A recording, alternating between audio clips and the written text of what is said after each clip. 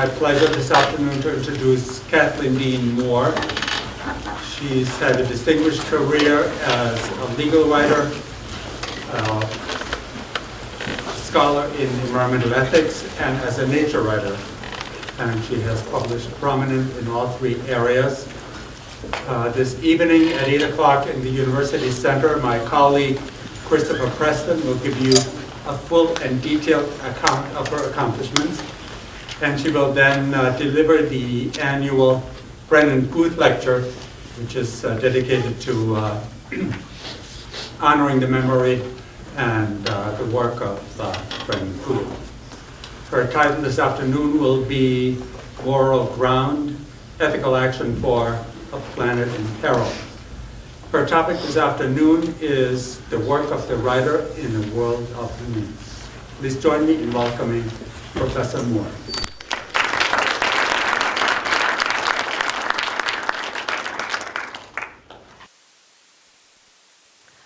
Well, thank you very much, and thank you for inviting me here to Montana. I never know where I'm going to see my students. They just go all over the place, and how nice to see you here. Not trying to humiliate you. I'm delighted to see you.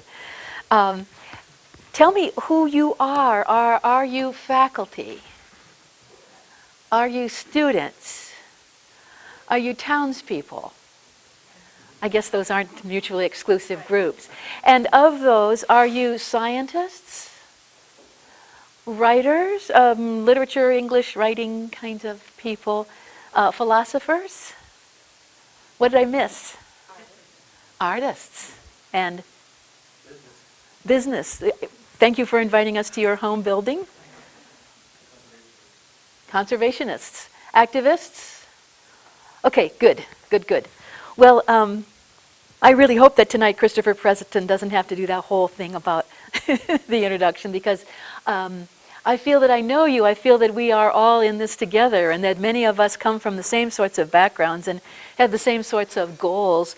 I've titled the things that I want to say today, The Work of a Writer in a World of Wounds, in obvious reference to Aldo Leopold, that great conservation biologist from Wisconsin and New Mexico, who said that the cost of an ecological education is that you live in a world of wounds. And I think that's true for a nature writer as well. The people whose work in the world it is to pay close attention also live in a world of wounds. And I have to say that I found myself writing faster and faster as things that I'm writing about are threatened and disappear. You know, you go to the forest one season and you write about the smell of the pine trees, and then you go back again the next year and you write about the sound of beetles chewing, and you go back the next year and you write about the rosettes of plantain that are already starting to sprout in the ashes of the forest fire, and pretty soon you start to scratch your head and say, what the hell am I doing? You know, can I stand and witness to the beauty of the world? Can this be my job, to rejoice in the beauty of the world as it's sucked down and bulldozed over and ground down and irradiated and poisoned and paved? I mean, is that enough? To celebrate frog song as the marshes are bulldozed? That's the question that I want to ask today. What is our work? We who celebrate the natural world. What is our work in a wounded world? People say to me sometimes, you know, we live in a beautiful place. Don't come to us and tell us it's a wounded world. And especially people who have come recently. You live in Montana, it's stunningly beautiful.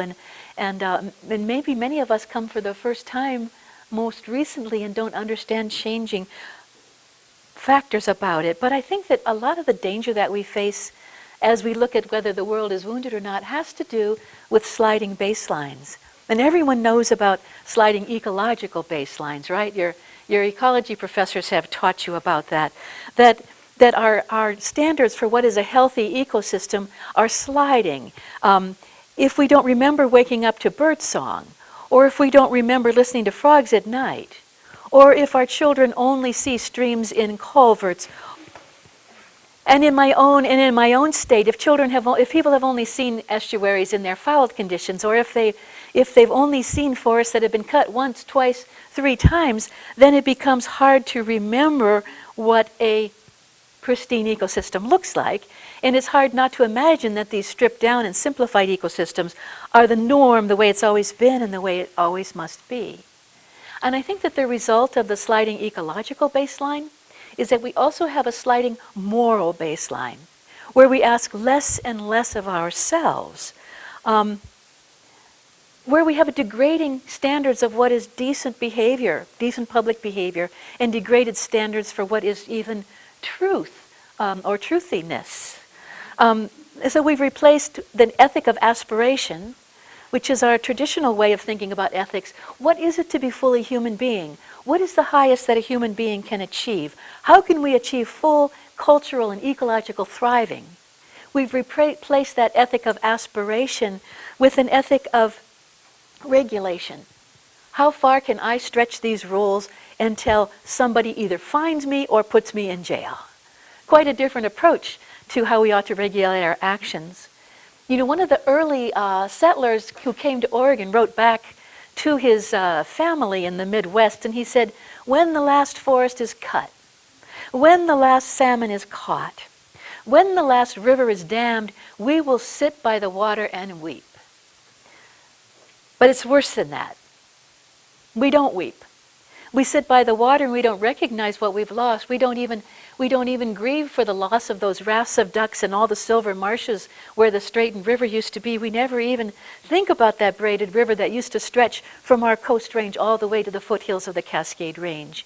And so we don't think about what we have done to cause that harm. We poison ourselves. We poison our children while we think of ourselves as good people. We bulldoze habitats that no child will see again while we proclaim that we will never leave a child behind.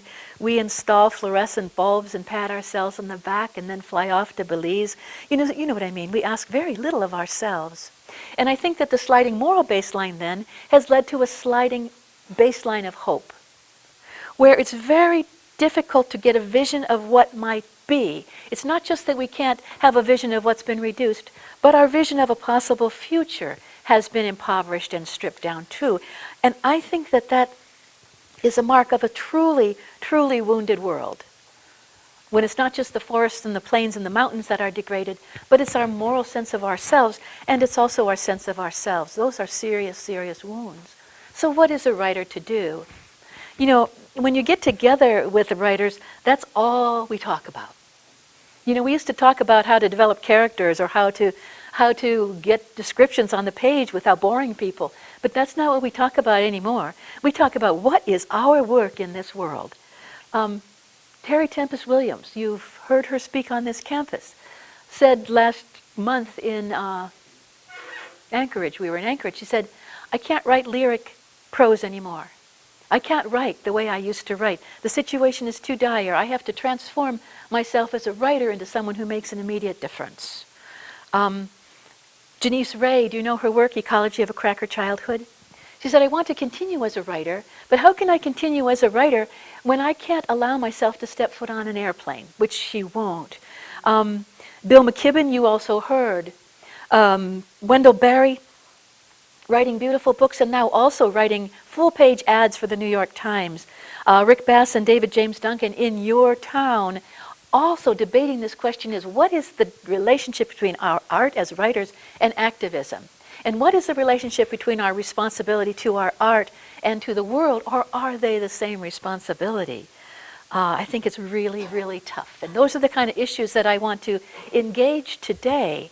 My friend, Robin Kimmerer, who's a member of the Potawatomi Band, says, you know, if you want to know, Kathy, what your responsibilities are, you should ask, what are your gifts?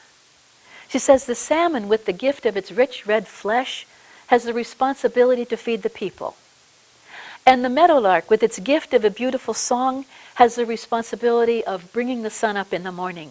She says, what are your gifts? If you know what your gifts are, then you'll know what your responsibilities are.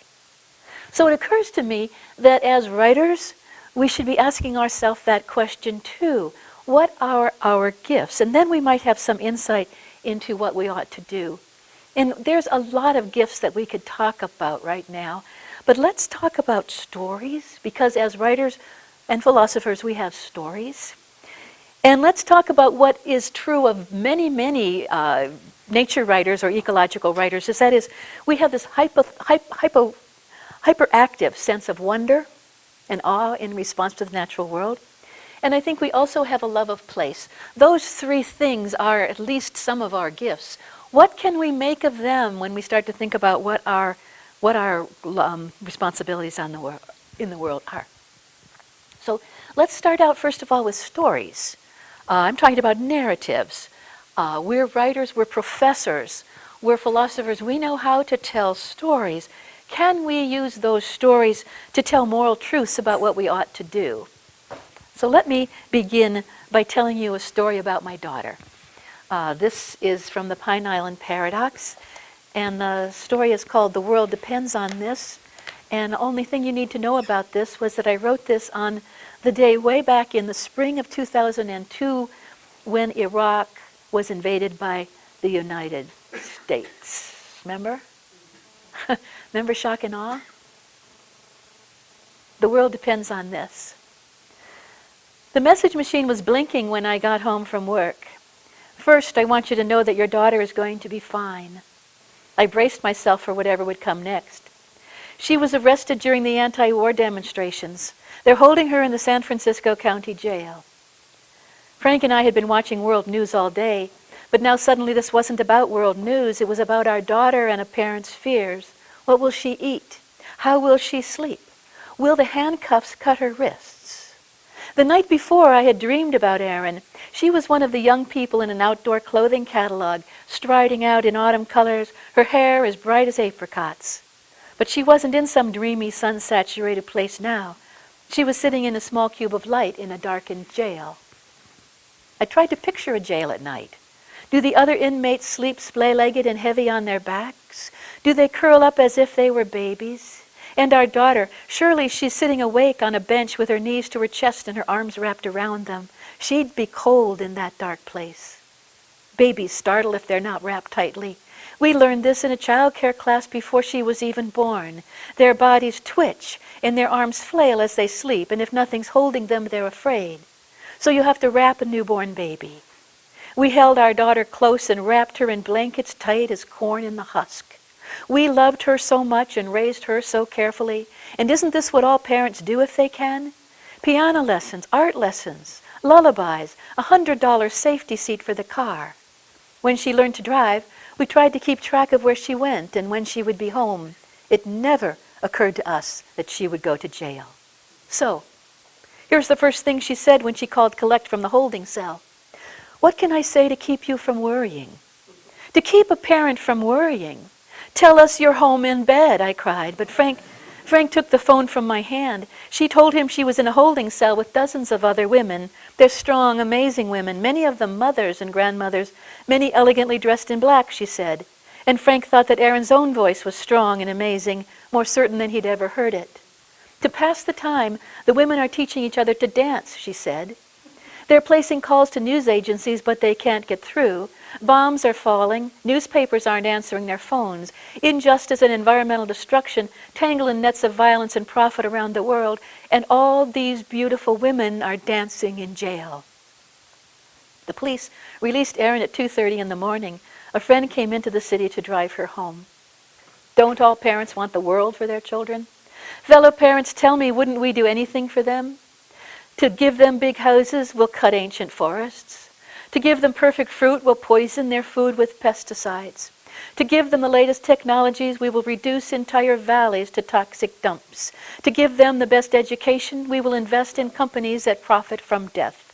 To keep them safe, we will deny them the right to peacefully assemble. And to give them peace?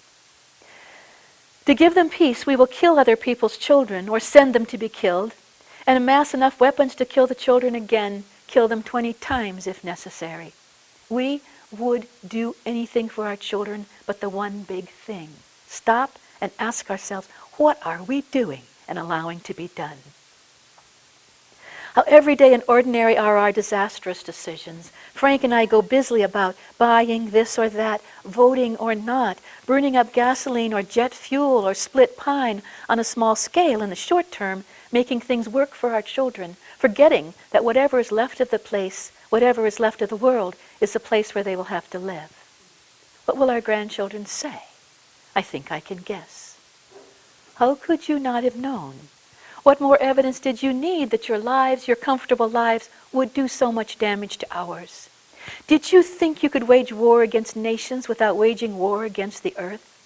Didn't you wonder what we would drink once you had poisoned the aquifers? Didn't you wonder what we would breathe once you poisoned the air? Did you stop to ask where we would find solace in a world without wild things? Did you think it all belonged to you, this beautiful world? You who loved your children, did you think we could live without clean air and healthy cities? You who loved the earth, did you think we could live without bird song and swaying trees? And if you knew, how could you not care? What could matter more to you than your children and their babies? How could a parent destroy what's life-giving and astonishing in her child's world? And if you knew, and if you cared, how could you not act? What excuses did you make? And now, what would you have us do? 2 days after she got out of jail, we walked with Aaron beside the ocean. Under a steep headland, we came across a jumbled heap of fishing nets, string, nylon cord, and bullwhip kelp, intricately tangled. Buoys were smashed and buried beyond hope. This is what the world is, she said. She tugged at a rope and the net's gone to tangled ruin and drifted with sand.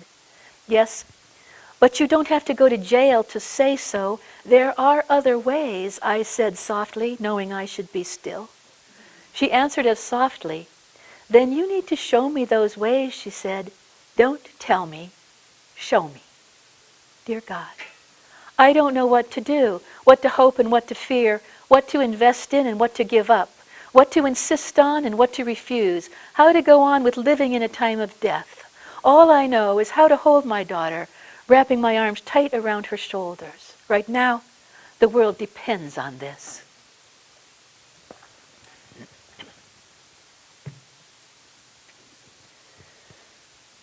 So these are the stories that we can tell. We have experiences in our lives, experience with our families and our children, and we can use those stories to tell the moral truths about what we have to do. And you know, there's a particular story that has to be told.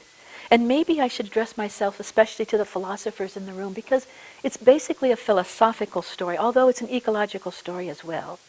It seems to me that ecological victory, or finding some way out of this ecological disaster that we have created for ourselves, is going to require a new story in answer to the most basic questions that we ask ourselves.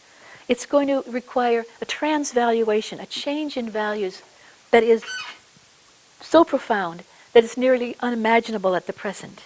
And we here, the philosophers and the writers and the ecologists, we have to write that new story. Here are the questions. What is the world? Number one. We need to know a story about the second question. What is the place of human beings in the world? And we need a new answer to the third question. How then shall we act? That's our job, is to write that new story. Now you think about it.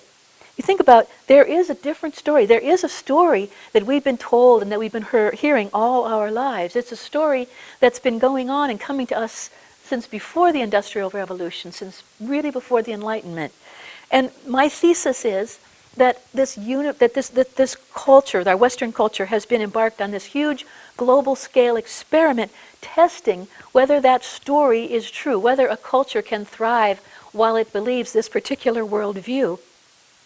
We are the subjects of that experiment, as is every other being on earth. There are no informed consent forms to this great experiment. There are no controls. There is no going back. And this great experiment has been to test this hypothetical story about who we are in relation to the earth.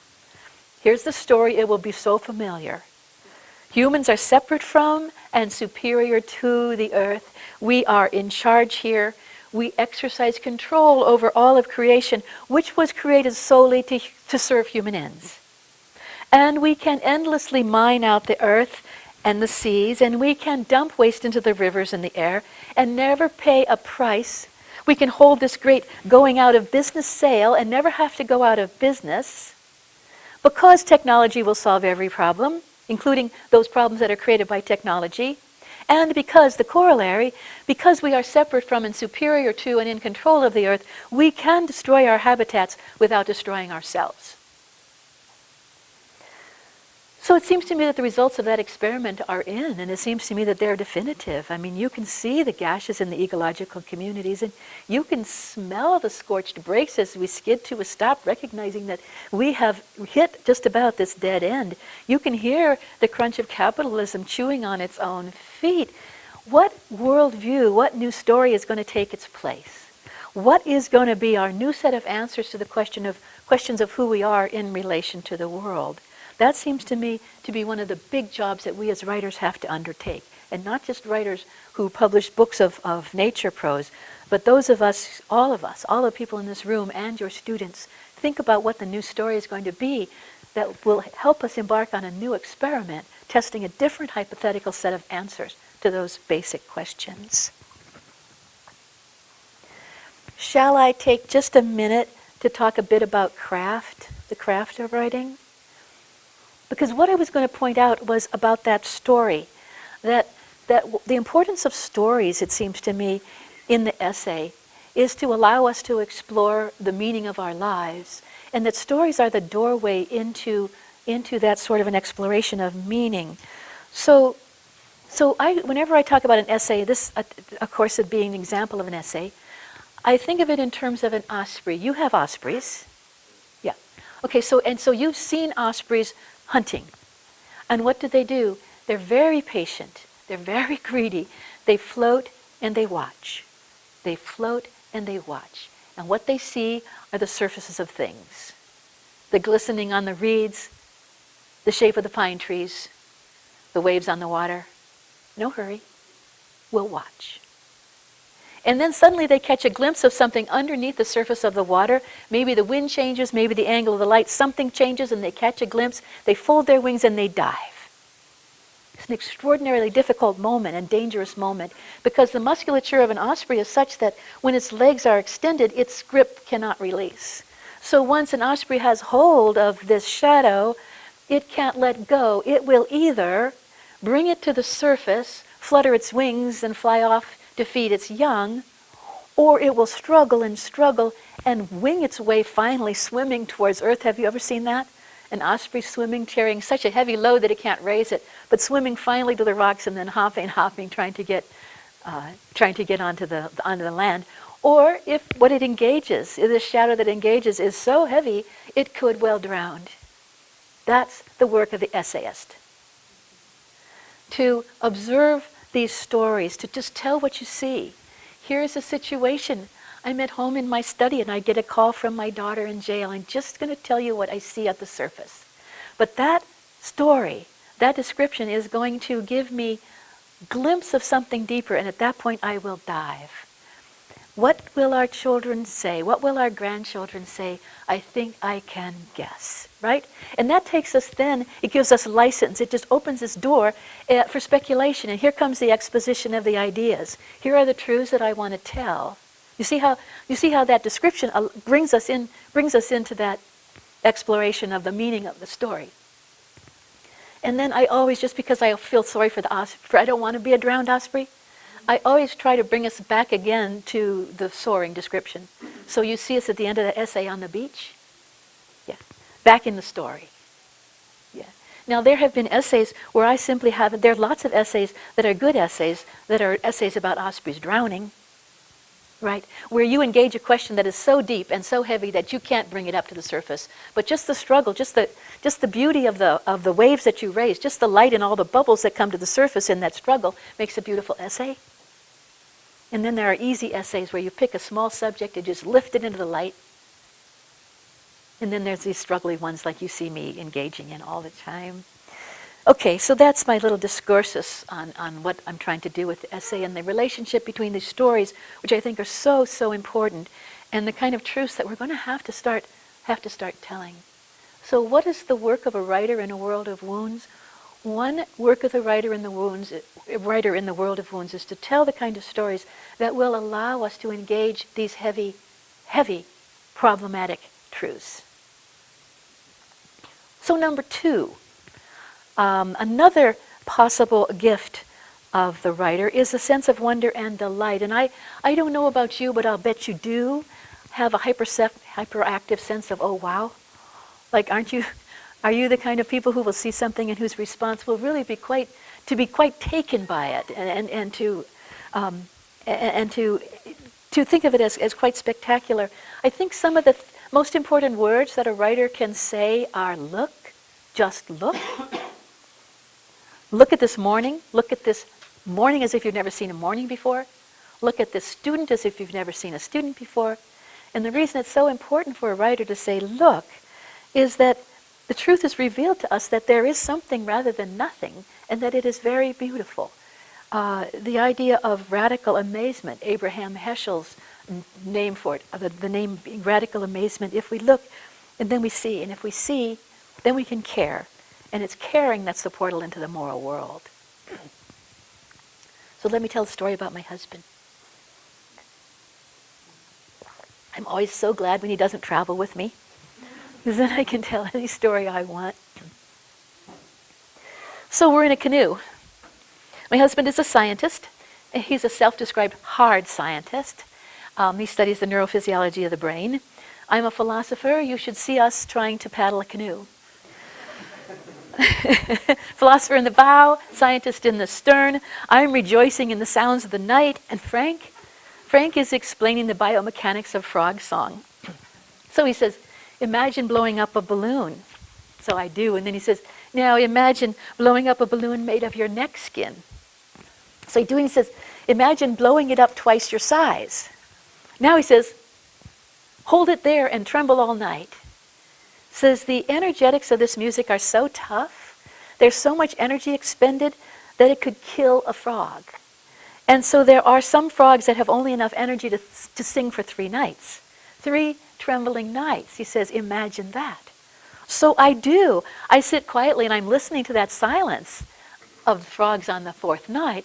And then he says, okay, now, imagine swallowing a moth so big that you have to push it down your throat with your eyeballs. So, what is this? But the point is that I'm looking across the lake.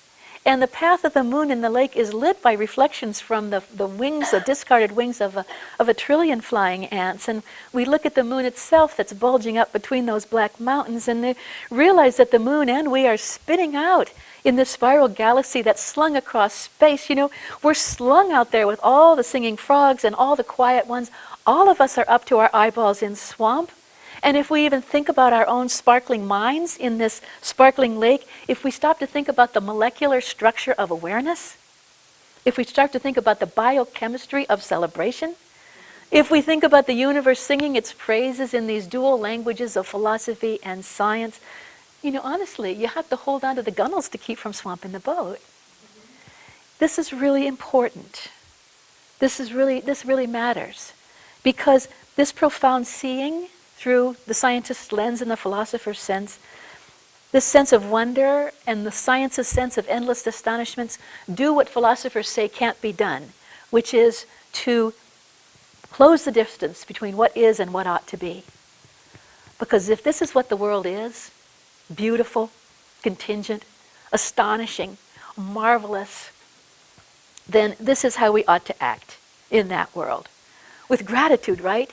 And with joy and celebration, with wonder, with caring, and in fact, with a sense of responsibility to care for it so that it can continue to be. And Linda Hogan, that wonderful, wonderful Native American writer, says caretaking, the caretaking that I believe comes from this kind of awareness, caretaking is the utmost spiritual and physical responsibility of our time. And perhaps that stewardship is finally our place in the web of life, our work, the solution to the mystery of who we are. So that's number 2.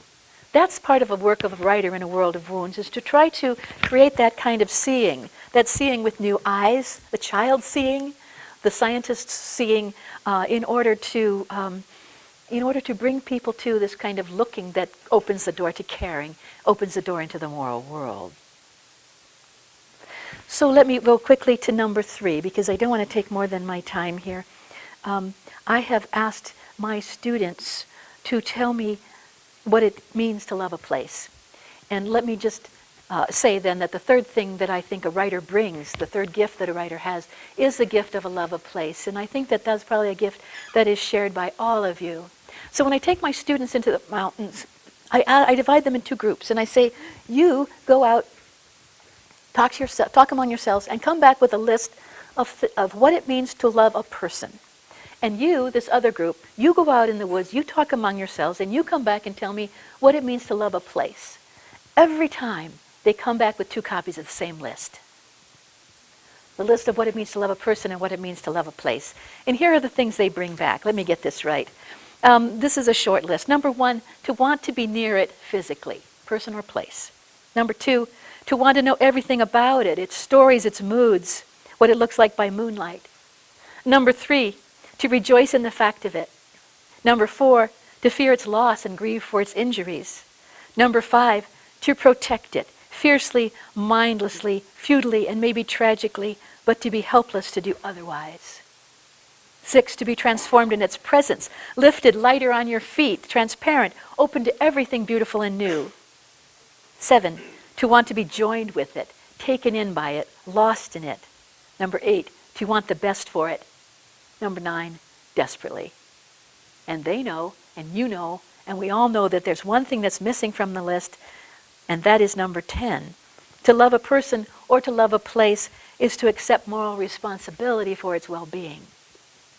So let me close by reading to you what I take to be the sequel to the essay that I read first. You people don't know how much drier your air is than the air in Corvallis. You remember I told you a story about my daughter? Well, that was a long time ago. That was in 2002. She's now grown up. She's a professor. She has a baby. And you'll see a reference to that baby in this essay. What you need to know about this essay is that it has a dateline of May 25th, 2025. So I'm imagining myself, a very elderly woman, looking back on the 15 years that transpired between now and 15 years into the future, trying to reflect in retrospect on what happened. Okay?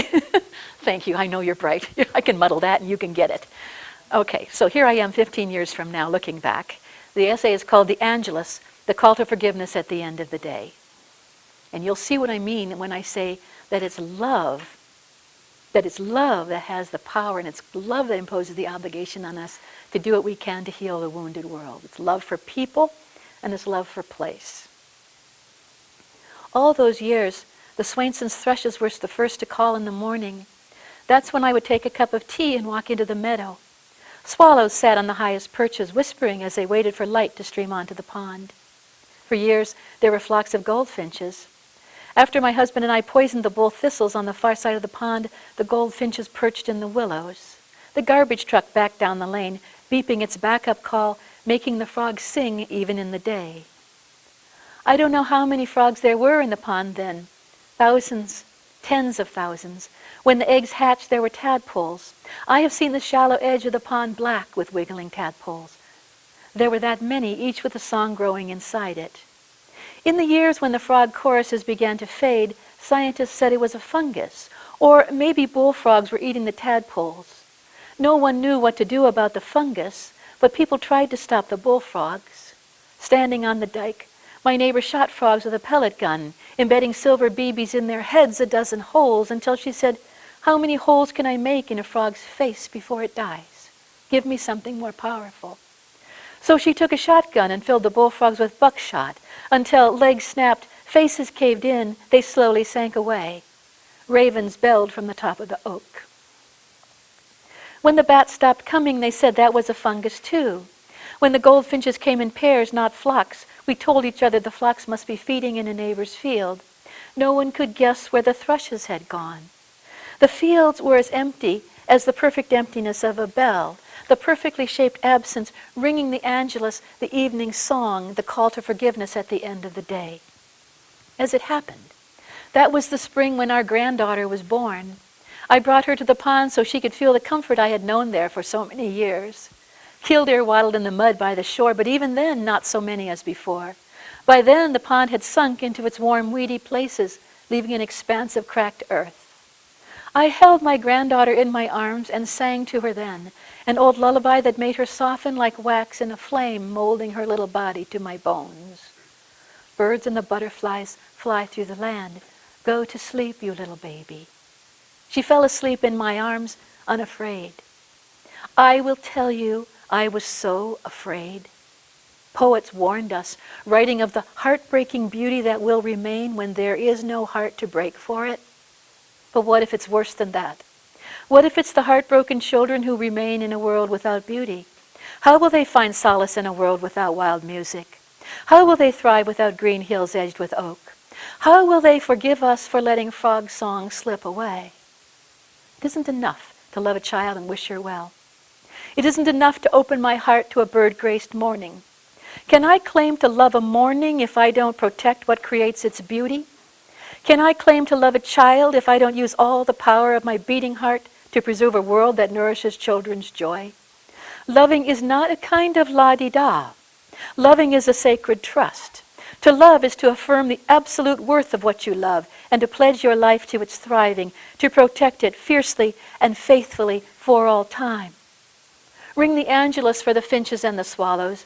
Ring the bells for frogs floating in bent reeds. Ring the bells for all of us who did not save the songs. Mother of God, ring the bells for every sacred emptiness. Let them echo in the silence at the end of the day. Forgiveness? It's too much to ask. I would pray for only this, that our granddaughter would hear again the little lick of music, that grace note toward the end of a meadowlark's song. Meadowlarks. There were meadowlarks. They sang like angels in the morning. Why does it matter, the work of a writer in a world of wounds? Because this is the work that we have to do together. This is the work that we have to do, to sing for all the silent frogs and for all the rest of the silent, sacred world. With our own bulging eyes and our own trembling throats, we have to sing for what's wonderful and irreplaceable and sacred and green. That's the place of our work. And it's work of substance and work of joy and work of mad attentiveness. It's the real deal. It's finally why we're here. Thank you very much.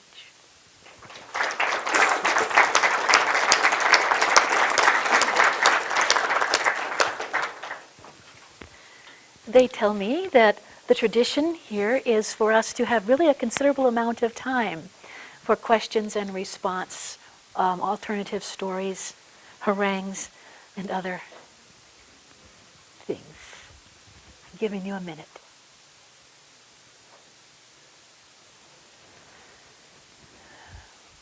Yes. In his theses on Feuerbach, Karl Marx, as a very young man, wrote that philosophers up till now have rested content merely with understanding the world. The point is to change it. I juxtapose that quotation with something that you said in your talk today about the crack-up of capitalism, not only in its effect on creating an economic system that provides a just distribution of the world's wealth and resources, but also its impact on the natural world. And I wonder if at some level your presentation today is a call for us, despite the defeat of communism in the Cold War, to re-examine the legacy of Karl Marx and perhaps other critical thinkers who have found capitalism as the underlying problem that has produced the woes of the world. Well, that's a good place to begin, isn't it? First of all, this notion that philosophy has been content to understand the world and has not felt the need to change it. I am so enthralled with the possibilities of philosophy to change the world and so frustrated with its seeming inability to get off the dime. And we're working very hard at Oregon State University to try to think about what engaged philosophy would be, or what public philosophy would be, and all the ways in which the kind of clarity that we seek in our classrooms might help provide some sort of clarity to the questions that we have to engage. And I think that's work that is very, very much worth doing. And if any of you are philosophy students here or philosophy professors, I would encourage you to insist that your students always answer, whenever they undertake a project, always answer, what difference is this going to make to the world? It's not the question philosophers are used to asking, but I think it's really important. As for the second part of your question, I think that one of the questions that we're going to have to really think hard about is whether it's capitalism that is the source of the problem, or whether it's the way capitalism has empowered the corporation. And I think I would distinguish those two questions, because I think that it may or may not be both. It may be one or the other, or neither. But I think we really need to think about, try to sort that out. It strikes me as quite evident that the power of the corporations to cause damage to people and places, to lie about it, and to avoid responsibility altogether is out of control. And that one of the first and most powerful things we might do is just this very simple step. There is a new law in Oregon that says that it is not against the law for a corporation to consider the interests of the future in their planning. In other words, in every other state of the union, if a corporation takes into account anything other than the immediate well-being of their stakeholders in their decisions, their stockholders can sue them.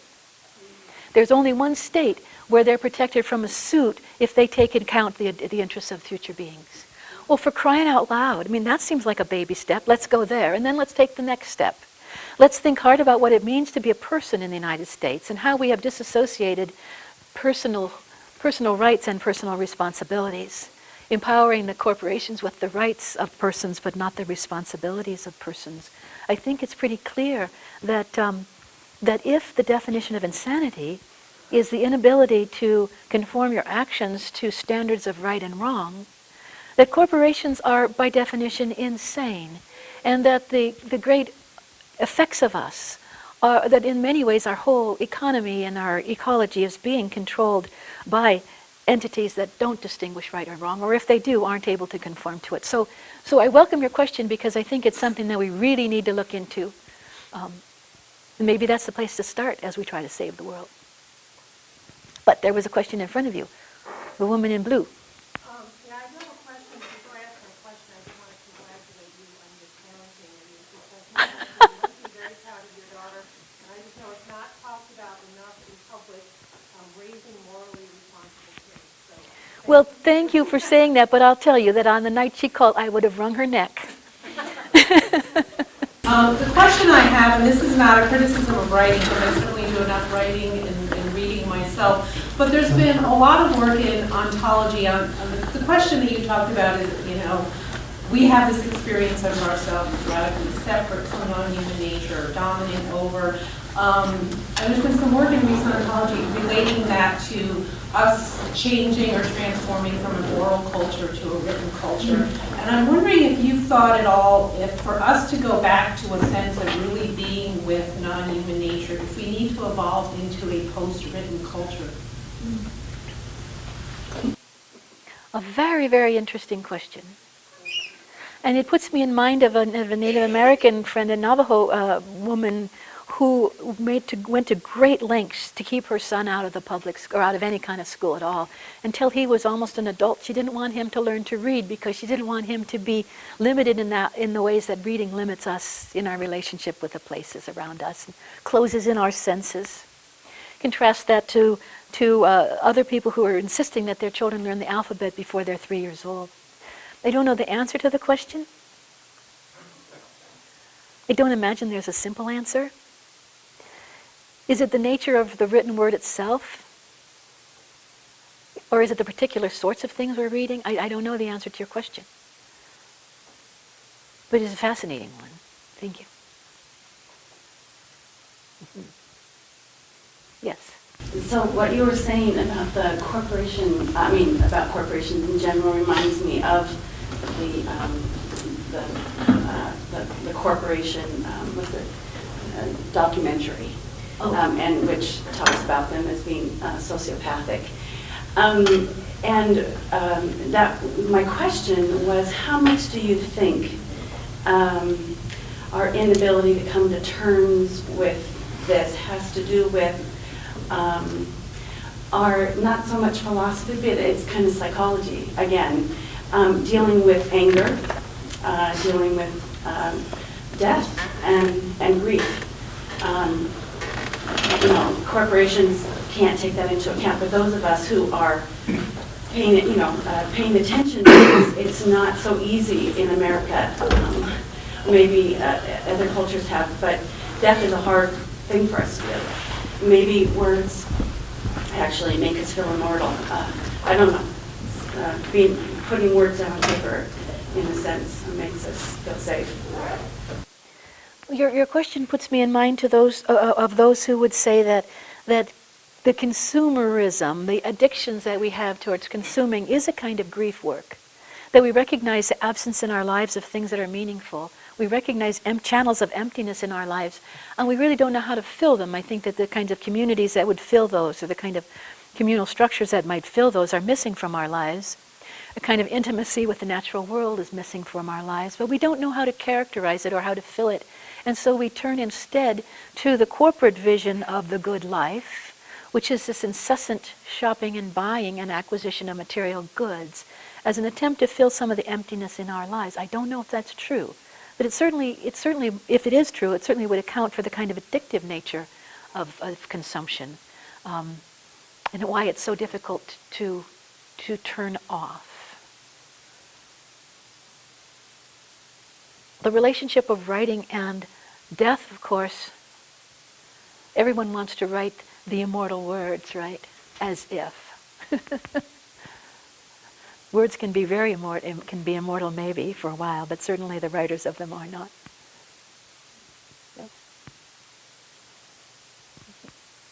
Yes, sir. Yeah. I wanted to kind of return to that really difficult question about orality and literacy by way of the sort of comment question I was going to bring up before that. My godfather was a professor at Berkeley during the People's Park time, and he was very radical and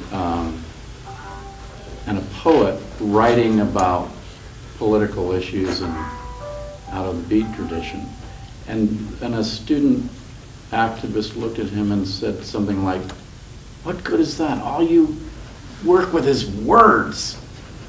And here's this English professor, he said, "Yeah." And I wonder if what you're saying about the power of storytelling is a kind of affirmation of language itself as a place of work. If there is a power of words that may be both orality and literacy, I wonder if you would explore that with us.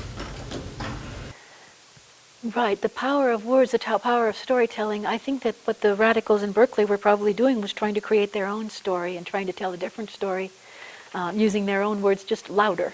In this case, I'm not sure. Yeah, I don't quite know. I'd rather hear what you have to say about it. But what I do believe is that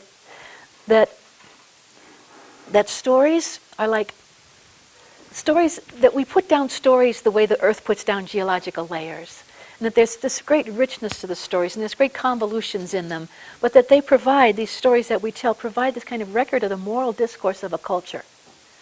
And that is really, really essential because it addresses what we most deeply value, and that it's the stories that really explore what it is to be just or what it is to be unfair, what it is to be smart and stupid. It explores what it is to be compassionate. And so as the stories accumulate, you accumulate this great cultural richness of moral discourse. And we might think we can live without that. We might think that we can do our science and come up with good ways of living, but in fact, it's the facts and the values that'll tell us how we ought to live. And it's the values, I think, that are found in these layers of storytelling. So I think that any kind of effort to come up with a conclusion about how we ought to live or what we ought to do is going to depend on stories to the extent that it depends on this discourse about values. And that maybe one of the ways that we're swaying away from stories and literature and the humanities in general, values talk, and moving towards science talk, is a way of shortchanging ourselves, and maybe it's part of the explanation of why our decisions about policies seem to be unimaginative. I don't know. Once again, every answer that I give, I have to end with, I don't know. I guess that's why I didn't pass biology, but did pass philosophy. Please. Kathleen, you talked about the physical, about the ravages of the physical destruction you have inflicted on the planet, and also about the ravages of the moral destruction that we have inflicted on the planet. And I'm wondering whether there's a danger that some people will respond to your talk by being ready to fix just enough of the physical damage so that they can get out from under the burden of the moral damage. In other words, make it sustainable. We all like sustainable. And that's compatible with a lot of moral. Right. Another story about my friend Robin Kimmerer, who's from the Potawatomi culture, was that she was talking to an elder, and the elder said, Robin, who is an ecologist, Robin, what's all this talk about sustainability? And she said, well, it's a way of acting so that we can continue to act in the same way for a very long time. And he says, well, that sounds to me like a way of being able to continue the taking, the constant taking, the taking. And she goes, oh, well, maybe that's right. Maybe what we're talking about when we talk about sustainability oftentimes is the way in which we will be clever enough to design practices so that we can continue in our profligate and unjust ways and never have to suffer the consequences. If that's what sustainability is, it's not going to get us very far on the moral ground, although it might have something to do with preserving some of the physical substrate of our existence. I have the same sort of qualms when I go online and I look, I say, how to save the world, Google something like how to save the world, or 50 ways to save the planet. And so many of those things are of the same nature. Bring a cloth bag to the shopping center. Bring your own coffee cup to the coffee store. Drive a Prius. Change out your light bulbs. All these kinds of switch-offs, so that you continue to drink all that unsustainably grown coffee. You continue to buy all the food that you want. You can continue to drive as many miles as you want, and you'll just make less of an impact on the carbon loading of the atmosphere, which is a good thing. And of course, we should do all those things, but they do allow us to avoid confronting, as you suggest, the moral issues about the justice of the arrangement that we have. So yes, I think you make a very good point. And that's one of the worries I have about bioengineering too. And I love to hear the gentleman from the philosophy department talk about that too, because one of the issues about developing machines that will suck carbon dioxide out of the air, right, Christopher, is that then if we can do that, there's no impetus for any other kind of significant change. So I don't know. I agree. I think you raise an interesting point. Yes. I was wondering if you could speak a bit more about this idea of, I think hidden in the question, what is the work of the writer, it suggests that there's a kind of, that there's a normative requirement or demand or something that the writer needs to try to respond to. And I was thinking about the example you gave of the friend of yours who said, well, the way to answer that question is, what are your gifts? And it seems to me that there's so many different kinds of writers who have so many different kinds of gifts that it's not obvious that we have a single answer we could give to that kind of a question. That there are some writers that, as you said, some of them right now maybe are even revisiting that question. What is my work as a writer? I have certain gifts and I'm in this world and I want to respond to that. Maybe I can connect that to these gifts I have in writing. But I think there are probably other writers who, in some respects, are pretty nasty people, or who actually don't care about those questions. They don't care about the world, but they have gifts. And if they stop producing what they're capable of doing, then in a sense they would be failing to answer that question as well. They wouldn't be actually doing what they're able to do. So I'm sort of wondering whether the sort of moral question and the aesthetic question may often separate in a way that it seems you're suggesting that they sort of go together. If you're sort of not answering the moral questions of the age, then you're failing maybe as a writer. If a meadowlark decides to sleep in and doesn't raise the sun up in the morning, that's an aesthetic and a moral failing, because it has taken this beautiful gift of this beautiful song, and it has not taken its responsibility to put it to work for the world. I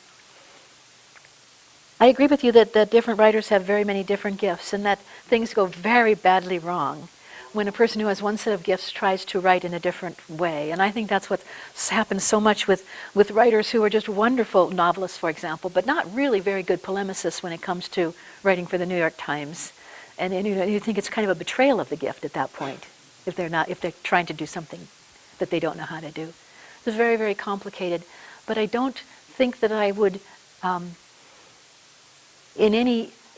by any stretch of the imagination, want to say that I think there's a separation between the aesthetic and the moral responsibilities.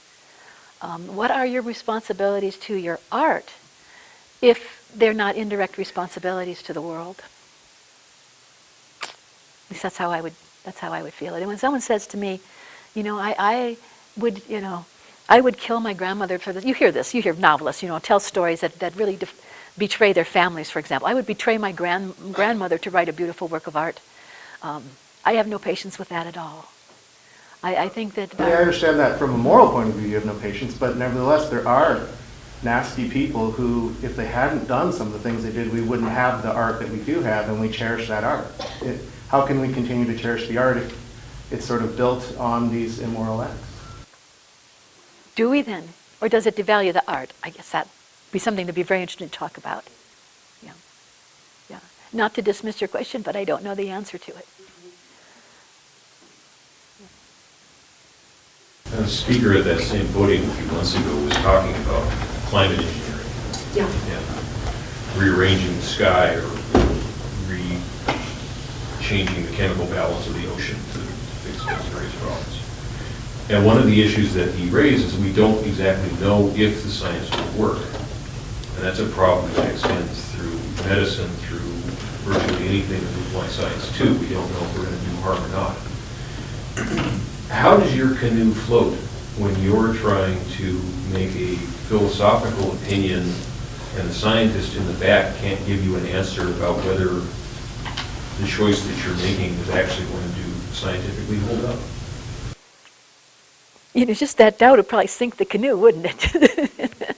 I've sunk a canoe with fear before. Let me just... One of the slogans that I have often on my mind is this notion that every problem started out sometime or other as a solution.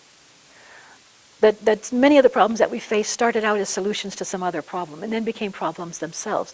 And the prime example of that is burning fossil fuel. The problem being that we wanted to have more fuel and more power to run our new engines, and fossil fuel was the solution to that problem. It becomes in its own right a problem.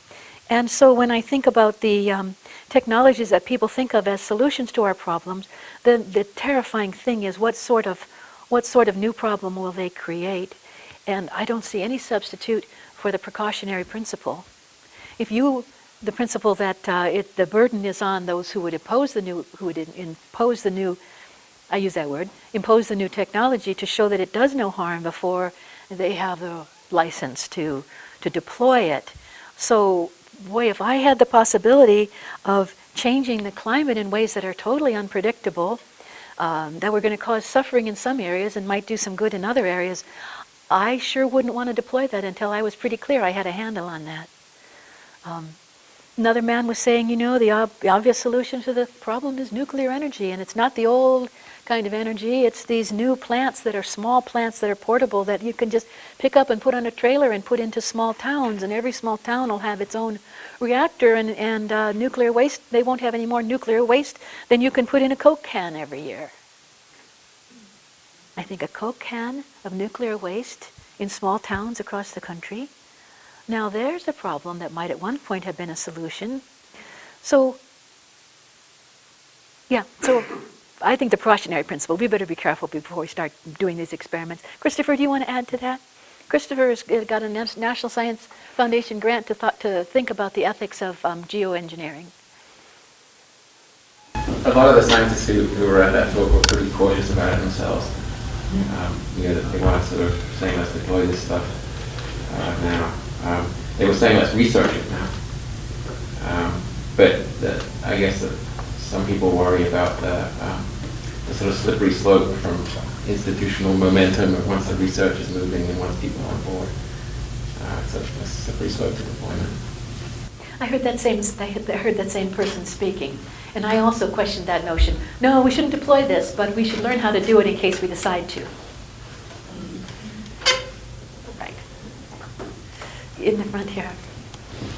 I'm struck by a tension between two of the points you raise about writing. On the one hand, this idea of wonder, which can at some points become its own practice of escapism.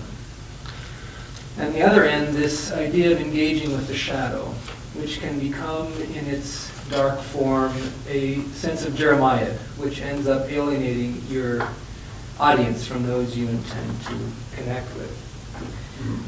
I have a question about how you manage those two tensions and a supposition from my own perspective of one way of dealing with them. Okay, let's hear the supposition. Okay. The title of your talk separates the writer from the woundedness of the world.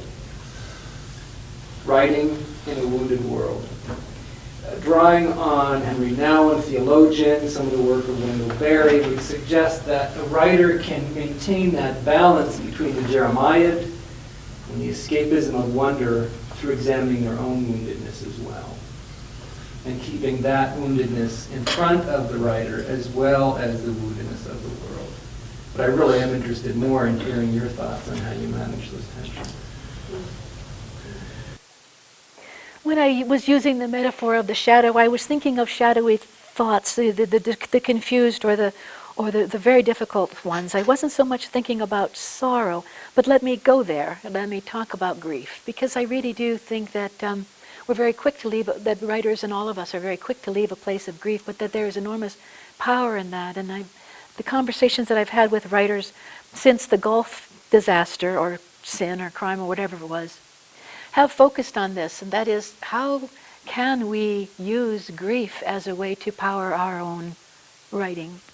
So, so the notion of talking about examining your own woundedness, I would expand that to, really spending some time with the woundedness of the world too. I don't see how that's, I see how that's in tension with wonder, but they have to be speaking to one another, don't they? They have to be. It has to be that the depth of the grief is partly measured by the wonder of what's lost, by the extraordinary astonishment of the beauty and life of what was lost.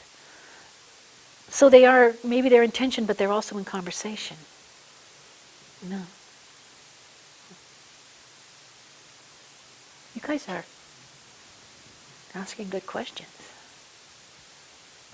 Yeah. I can tell from the things that you read and from the reaction you have to your students that you care a lot about people and that people become engaged in the world, in this world of wounds. And that's similar to work that I do teaching field courses for undergraduates.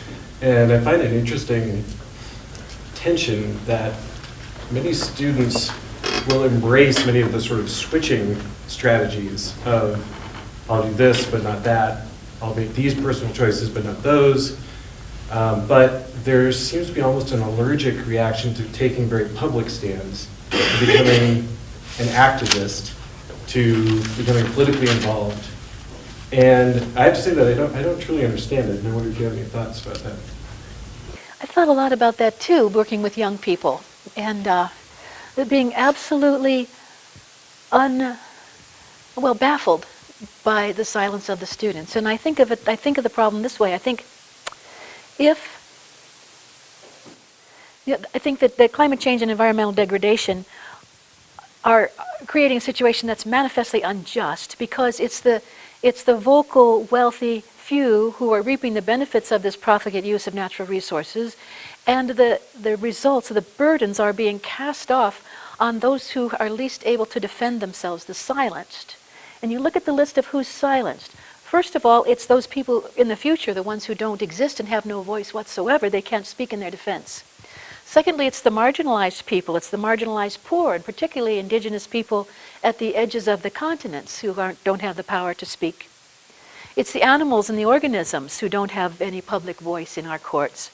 But the fourth on that list is the young people who are somehow being effectively silenced and who are at the same time in that group of people who are inordinately impacted as the consequences of our wasteful actions.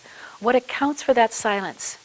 And when I start thinking about it, here's what I think. I think, if I were an evil demon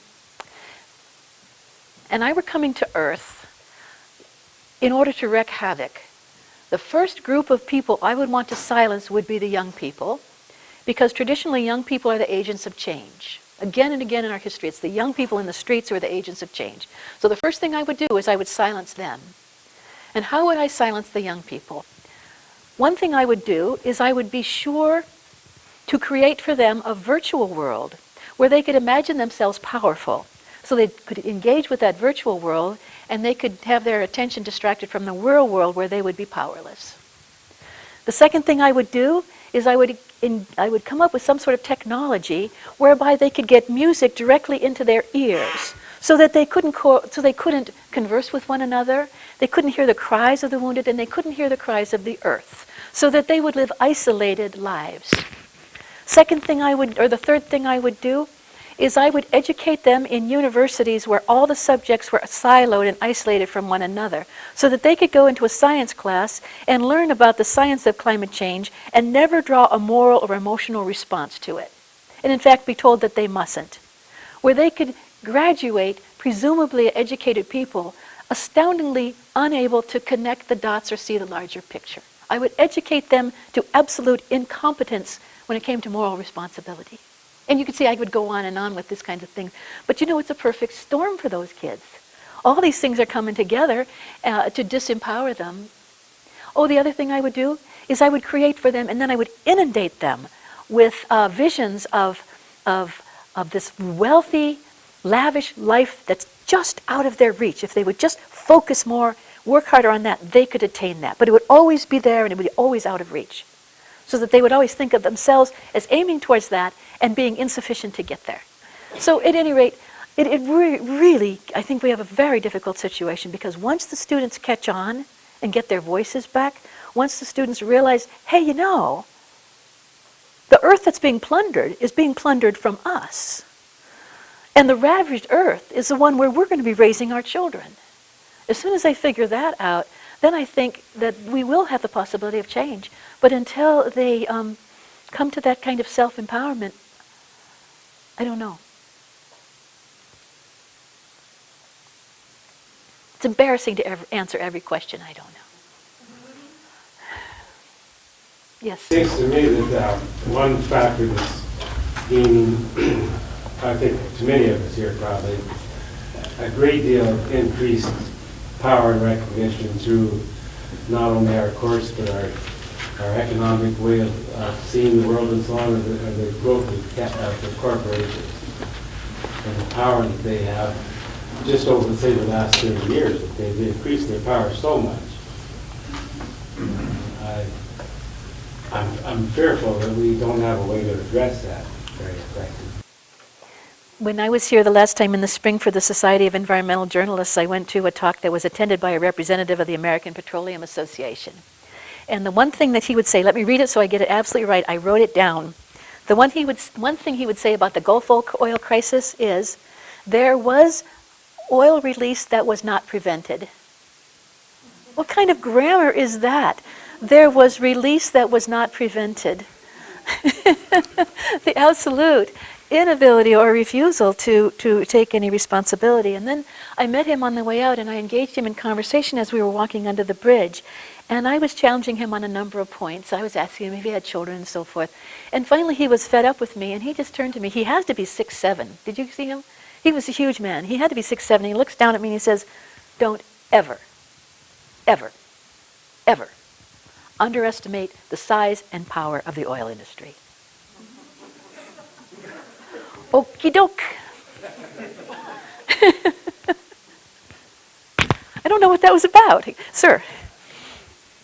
I'm a little uncomfortable in laying all the problems at the feet of capitalism or consumerism or corporations. Because if you look at environmental situations elsewhere, outside of the Western world, they're not better. The Soviet system was hardly an environmental mecca. The present Chinese system is not an environmental mecca. If you might want to say, well, those societies there was some kind of spread of Western consumerism, and you could make that argument for China, that they're just redoing what the West has done. But then if you read Jared Diamond's work, you see that the problem is a lot bigger than capitalism, consumerism, and corporations, I think, and I'm afraid we belittle the problem if we just think we just change the politics, vote in Al Gore, and we'll solve the problem. It's not. It's a bigger problem than that. So it may be that those are the easy targets and that we're looking around for causes, because once we figure that we have our finger on the cause, then we might be able to make some progress. But in fact, the cause is much deeper and widespread than that, and they may be one manifestation of something else. Is that, I'm trying to echo what? I'm not addressing the issue. I mean, part of your talk was addressing the issue of how should I live my life, and I'm not addressing that issue. Yeah. I'm trying to address the issue of why is it happening? Yeah. And I reject the answer because of corporations, because of capitalism, because of consumerism. It's a bigger problem than that. And my evidence for that are the stories told by Jared Diamond. Jared Diamond, of course, writing about cultures that collapsed. Easter Island being a primary example, many other stories about collapsing civilizations that are sobering in the telling, that's for sure. So then the question that you raise is, what is going on? Is this an inevitability? You know, is this a function of human nature? Is it a function of our overriding the carrying capacity of the earth? Is it one big decision? Is it all about fossil fuels?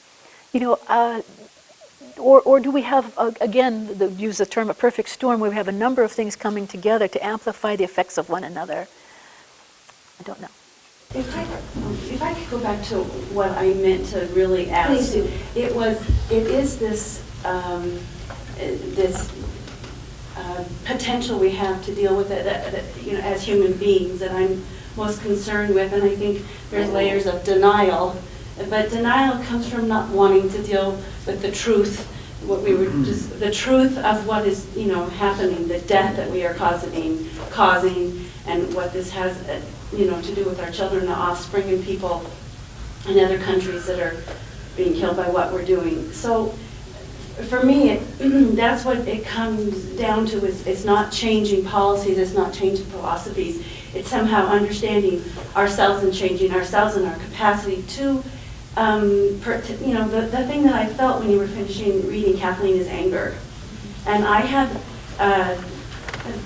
feel myself pushing it down, no. And I actually, in talking about the youth and hanging out with my kids, they just, you know, Mom, you're getting too riled up. So I think it's not cool, actually. It's not acceptable for us to fully experience and express our anger, which comes out of, anger is a very complicated emotion. But I think that it's not cool to be angry.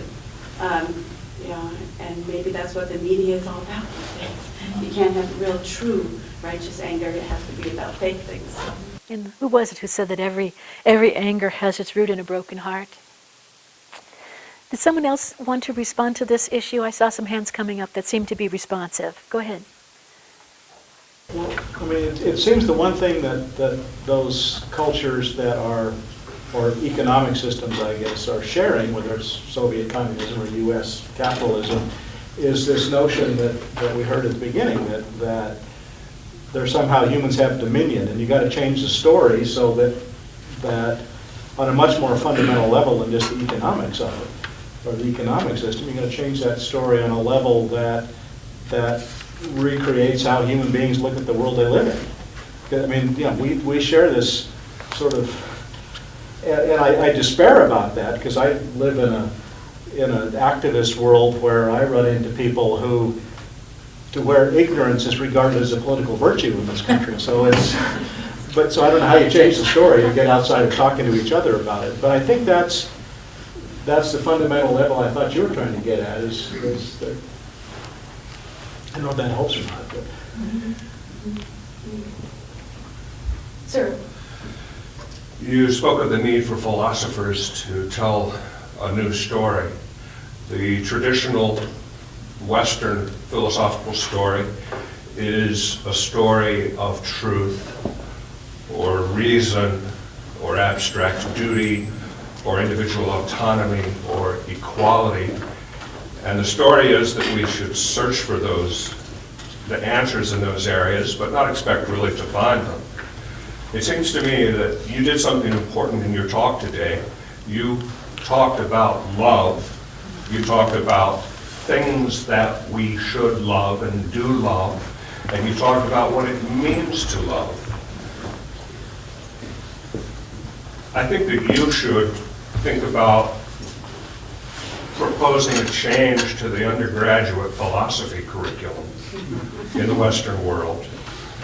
I think that you have the knowledge and ability and desire to change how the curriculum is handled. And I would like to suggest that you think about proposing a curriculum that is based upon the things that we know we love or should know that we love, and ways that we can protect those things rather than the ultimately sterile and empty curriculum that we have.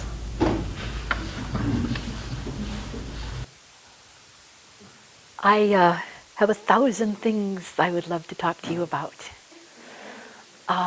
But let me just say a couple of them, just random responses. One is that when I speak about love, I invariably have someone come up afterwards and say, you know, I really think what you're saying is important and I think it's good, but could you find a way to say that without using the L word? Because that just delegitimizes everything you're saying. Because now it's a nice, soft-looking woman who is just talking from her heart. And we all know that that is definitely inferior to the hard-headed woman speaking from her rational faculties. So there's a hierarchy of emotion and reason that is a legacy of this, of just what you're talking about, this philosophical view. So it's going to be a very hard one to lick. But I think that what's happening, and let me just say that this book project where we asked, which I'll talk about tonight, where we asked 100 moral leaders to respond to the question, do we have an obligation to the future and why, came back with a very clear, unanimous sense that there is a new worldview emerging, and it's emerging from a combination of religions, Eastern religions, and ecology, but primarily ecology, and the religions of the world, and that is the view that we are all part of one interconnected whole. Although Leopold saying the first premise of any ethic is that the individual is a member of a community of interdependent parts, and that our thriving of the individual depends on the thriving of the whole. And that if we all are involved in this larger kinship, then the kind of sentiments of kinship become very important. And what is the primary sentiment in kinship relationships? Well, it's a sentiment of love and a sense of responsibility. So that from this notion that we are all related comes this notion of an ethic of care, this ethic that's based on the caring for those of us for whom we are even distant kin. So, and there were many of the people who wrote for us also suggesting that it was going to be a morality of sentiment, of the moral sentiments, that was going to carry the day, and that we weren't going to get where we needed to go with abstract senses and notions of duty, just as you suggest. So I think you're absolutely on target, absolutely on target. And how to make that work in the curriculum is something that I despair. You're quite welcome.